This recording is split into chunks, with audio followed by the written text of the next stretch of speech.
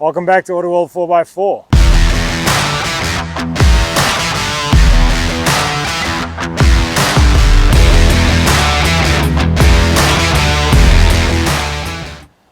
Wet season is well underway and we've had a lot of people in and out of the shop, had some epic trips from what we hear, and one of the common things is inquiries about snorkels. I think a lot of people have driven through some fairly decent water crossings.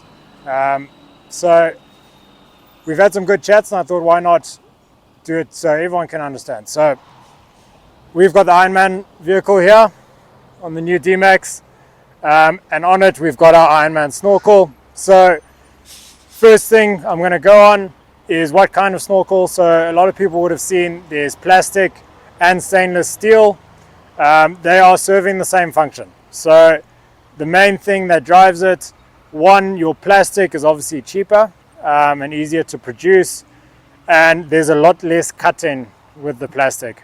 With the stainless steel pipes, you'll see depending on where they go into the airbox, you have to take out quite a lot of this fender. So it looks good in the end, they all fit quite nicely, but it's just something you're going to have to think about.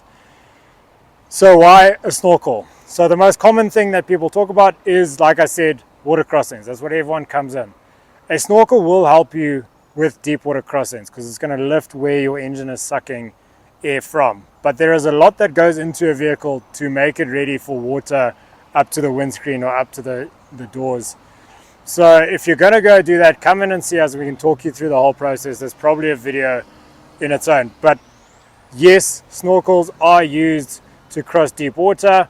But primarily what a snorkel does is it elevates where the source of air is, which means that air will be cleaner. A lot less dust, a lot less bugs and mud and everything else, because usually in models the air is sucked from under the wheel fender. In these new D-Maxes, very clever, it's actually an elevated suction cup on top of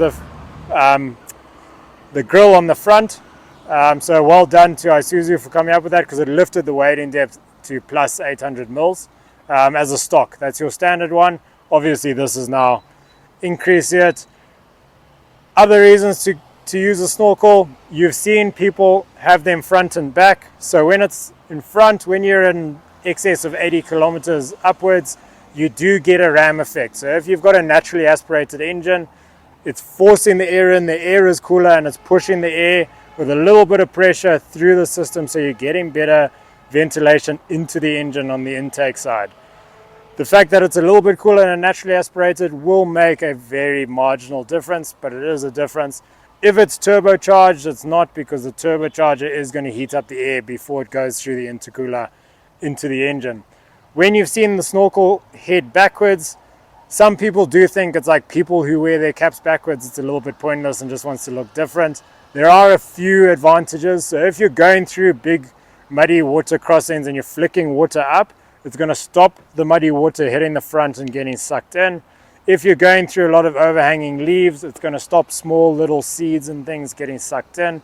And bugs, if you're going through somewhere you know there's going to be a lot of bugs, or it's that time of year, turn it around, they're not going to get forced into the intake.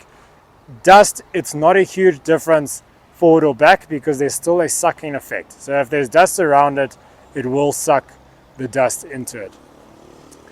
If you have any inquiries or you want to know any more, if you want to know if your application for the vehicle requires a snorkel, come down and see us.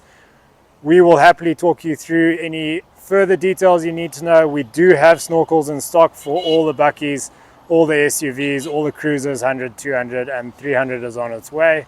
So if you want to know, come down and see us here at Chizzy, Autoworld 4x4. Till next time.